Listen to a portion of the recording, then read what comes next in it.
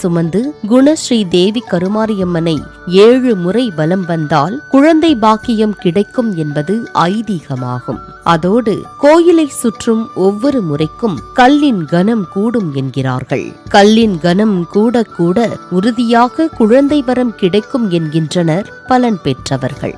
அது மட்டுமல்ல, கடன் பிரச்சனைகள், தீராத நோய்களுக்கும் கோயிலை சுற்றி வந்து அம்மன் அருளை பலரும் பெற்று செல்வதாக பக்தர்கள் கூறுகின்றனர்.